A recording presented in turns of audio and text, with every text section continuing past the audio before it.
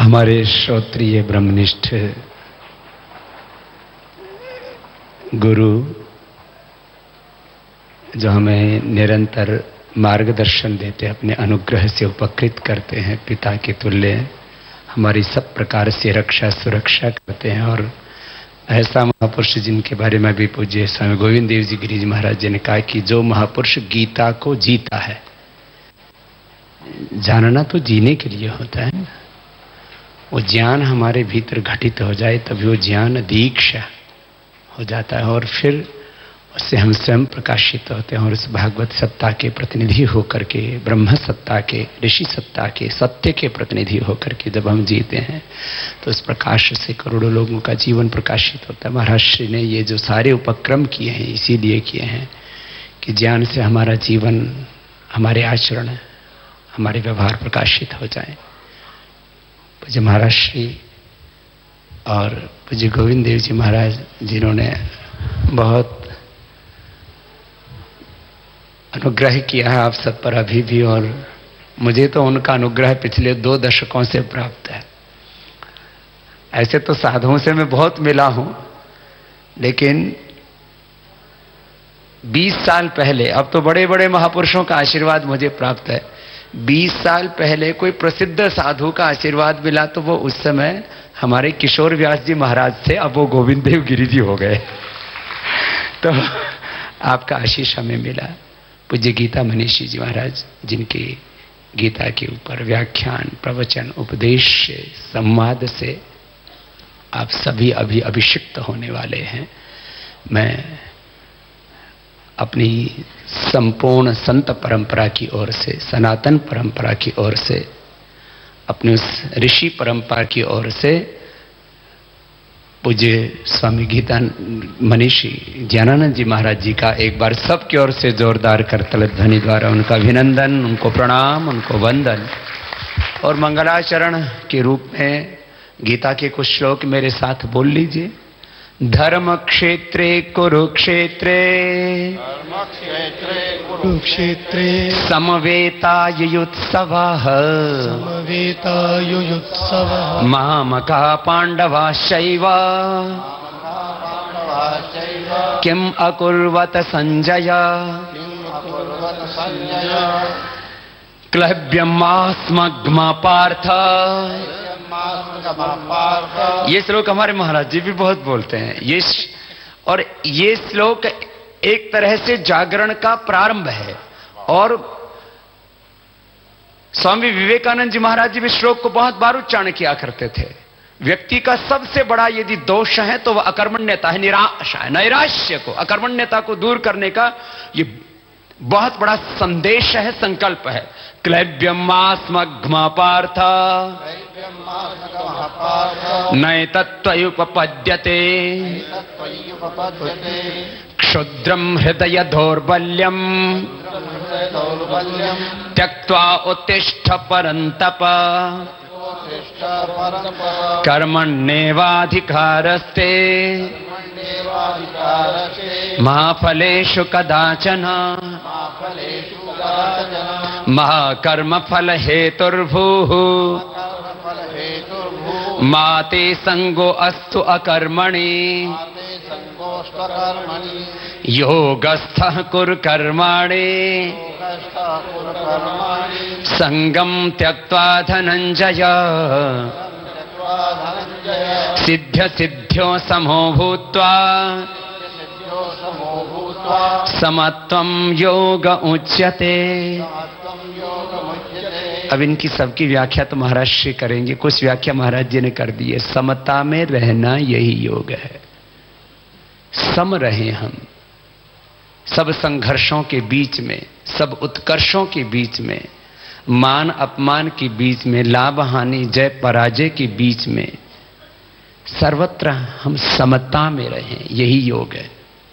योग हमारा केंद्र है और कर्मयोग हमारी परिधि है। योग केंद्र में है, उसको चाहे योगस्थः कुरु कर्माणि कह दो या ब्रह्मणि आधाय कर्माणि संगम त्यक्त्वा करोति यह कह दो, एक ही बात है। योग केंद्र में है ब्रह्म केंद्र में है, कर्मयोग परिधि में है, ये सारा ब्रह्मांड हमारी परिधि में ही है। इसमें निश्रेयस ये हमारा केंद्र है और अभ्युदय हमारी परिधि है।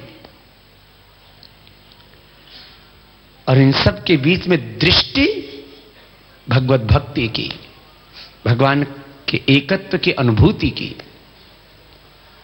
और ये श्लोक तो आप प्रतिपल जपा करो और ऐसे जिया करो।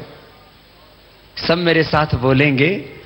जब गीता की 5555 वर्ष पूर्ण हुए और लाल किला पर ऐतिहासिक आयोजन पूज्य महाराज श्री ने गीता मनीषी जी ने किया, उसके लिए भी एक बार पुनः बहुत बहुत अभिनंदन है कि गीता के उस गौरवमय वर्ष पर यह जो आयोजन किया, अगर उससे पूरे देश में एक जागरण हुआ और अब योग के प्रति, गीता के प्रति, अपनी सनातन संस्कृति परंपरा के प्रति लोगों का एक गहरा आकर्षण शनैः शनैः पैदा हो रहा है, वो बहुत जरूरी है। तो वहां पर भी मैंने इस श्लोक को कहा था, आप भी मेरे साथ मिलकर के गाइए।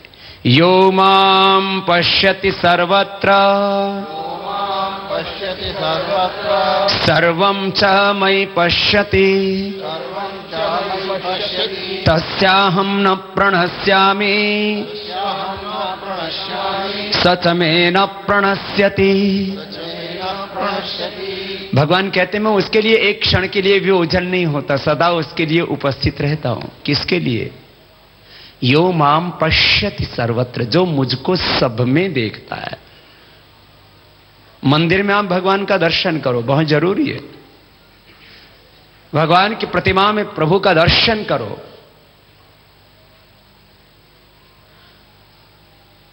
देवस्थानों पर, तीर्थों में भगवान का दर्शन करें। ये कुंभ स्थान है, जो भी हमारे पावन धाम है, वहां सब जगह हम भगवान का दर्शन करें और वहां से ऐसी दृष्टि मिल जाए कि हम सब जगह प्रभु का दर्शन कर सकें। अब बार बार आप सुनते हैं कि साधु नाम दर्शनम पुण्यम तीर्थ भूता ही साधव काले न फलती तीर्थ सद्य साधु समागम। साधु का तो जब दर्शन कर लो तभी पुण्य मिलता है। वो 12 महीने के तीर्थ हैं, 24 घंटे के तीर्थ हैं, एक एक क्षण के तीर्थ हैं। वो क्यों? वो हमें वो दृष्टि देते हैं कि हम सब जगह भागवत तत्व को अनुभव कर सके। यो माम पश्यति सर्वत्र, कहते हैं गुरु हमें ज्ञान देते हैं। कैसा ज्ञान? बोले भगवान का दर्शन कराते हैं। ये भगवान का दर्शन है।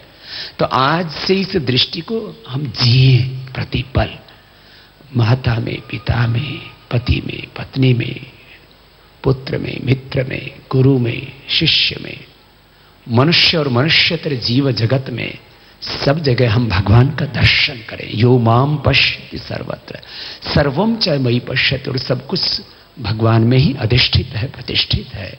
ऐसा जो अनुभव करता है, सारा ये जीवन और जगत है किसके लिए? समझने और अनुभूति के लिए ही है।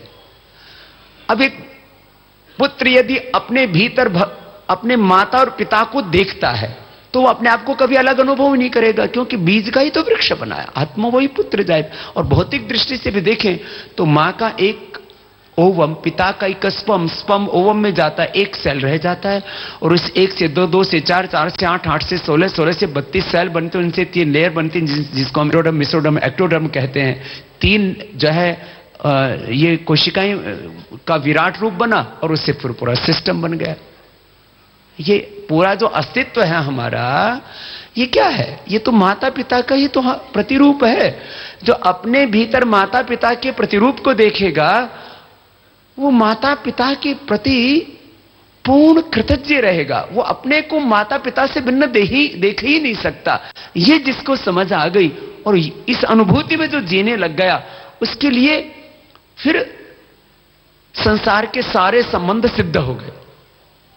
ऐसे ही हमारे भीतर ये दृष्टि आ जाए कि हम वास्तव में शाश्वत के ब्रह्म के भगवान के ही प्रतिनिधि, अमृत पुत्र ही हैं, और उसी से ये जो हमारा आत्म संबंध है, यही हमारा शाश्वत नित्य संबंध है। बस फिर तो कोई प्रश्न ही शेष नहीं रहेगा जीवन में। यो माम पश्यति सर्वत्र सर्वम च मयि पश्यति तस्याहं न प्रणश्यामि। मैं उससे ओझल नहीं होता और वो मुझसे ओझल नहीं होता। सच में न प्रणश्यति। ये है भगवान का विराट रूप। जो गीता में भगवान ने स्वयं कहा है, यस्य भूमि प्रमांतरिक्षम उतोदरम दिवम यक्रे मूर्धनम तस्मै ज्येष्ठाय ब्रह्मणे नमः। यदि विराट रूप में भगवान का चिंतन करें तो क्या है, ये द्युलोक भगवान का शिर है, ये अंतरिक्ष लोक भगवान का उदर है और ये पृथ्वीलोक भगवान के चरण है। ऐसे इस ब्रह्मांड के प्रति जो ब्रह्ममयी दृष्टि रखते हैं, फिर उनके लिए तो क्या होगा, जरा 2 मिनट बस कीर्तन कर लेते, फिर महाराज जी का श्रवण करते हैं। कौन कहे तेरी महिमा, कौन कहे तेरी माया, गाइए। कौन कहे तेरी महिमा, कौन कहे तेरी माया, किसी ने परमेश्वर तेरा, किसी ने परमेश्वर तेरा अंत कहीं ना पाया।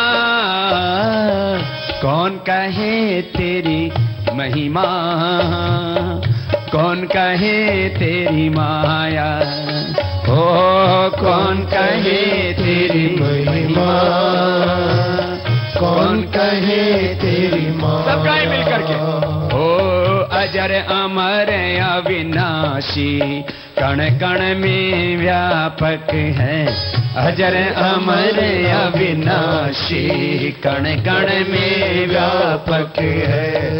सभी समंदर सभी किनारे वे तुझ में, सृष्टि के अंदर बाहर तू, सृष्टि के अंदर बाहर तू एक समान समाया। कौन कहे तेरी महिमा, कौन कहे तेरी माया, ओ कौन कहे तेरी महिमा, कौन कहे तेरी माया। किसी ने परमेश्वर तेरा, किसी ने परमेश्वर तेरा अंत कहीं ना पाया। कौन कहे तेरी महिमा, कौन कहे तेरी माया, ओ कौन कहे तेरी महिमा, कौन कहे तेरी माया। ये तो है नेति नेति वाला दर्शन। और ओम सर्वम खलु इदम ब्रह्म का क्या दर्शन है, कण कण में जो रमा है, हर दिल में है समाया। गाइए। कण कण में जो रमा है, हर दिल में है समाया। उसकी उपासना ही, उसकी उपासना ही कर्तव्य है बताया। हर वक्त बन के साथी रहता है साथ सबके, हर वक्त बन के साथी रहता है साथ सबके, रहता है साथ सबके। नादान पथिक उसको तू जानने न पाया, नादान पथिक उसको तू जानने न पाया। उसकी उपासना ही, उसकी उपासना ही कर्तव्य है बताया। कण कण में जो रमा है, हर दिल में है समाया। कण कण में जो रमा है, हर दिल में है समाया। हर दिल में है समाया, हर दिल में है समाया। एक बार पूज्य गीता मनीषी श्रद्धे वंदनीय पार्थ स्मरणीय स्वामी ज्ञानानंद जी महाराज जी के चरणों में प्रणाम करते हुए महाराज जी के आशीष हमें मिल जाए, फिर महाराज जी अपना उद्बोधन शुरू करें। तो पूज्य महाराज श्री के चरणों में मैं ही निवेदन कर लेता हूँ। यहाँ ऐसे ही चल रहा है, कोई संचालक नहीं है। कृष्णाय वासुदेवाय हरये परमात्मने प्रणतक्लेशनाशाय श्री गोविंदाय नमो नमः। ठाकुर हमरे रमण बिहारी, हम हैं रमण बिहारी के। ठाकुर हमरे रमण बिहारी, हम हैं रमण बिहारी के। साधु सेवा धर्म हमारा, हम न दुनियादारी से। साधु सेवा धर्म हमारा, हम न दुनियादारी से। कोई भला हो चाहे बुरा हो, हम हो चुके रमण बिहारी के। कोई भला कहो चाहे बुरा कहो, हम हो चुके रमण बिहारी के। श्री रमण बिहारी लाल की, श्री त्र्यंबकेश्वर भगवान की, श्री गोदावरी मैया की, श्री गीता माता की, पूज्य सद्गुरुदेव भगवान की, सर्व संत हरि भक्तन की, कुंभ महापर्व की, आज के आनंद की, जय जय श्री राधे। जो गीता का उपदेष्टा होता है उसमें श्री कृष्ण का आवेश आ जाता है। अगर वो अभिमान पूर्वक न करके समर्पण पूर्वक कर रहा है तो निश्चित मानो उसकी वाणी में श्री कृष्ण की सामर्थ्य आ जाती है। हमारे गीता मनीषी जी बड़े जैसा कि श्री कृष्ण कृपा का निरंतर अनुभव करते हैं और कराते हैं। कृष्ण की कृपा का अनुभव ही उनको गीता का मनीषी बना पाया है।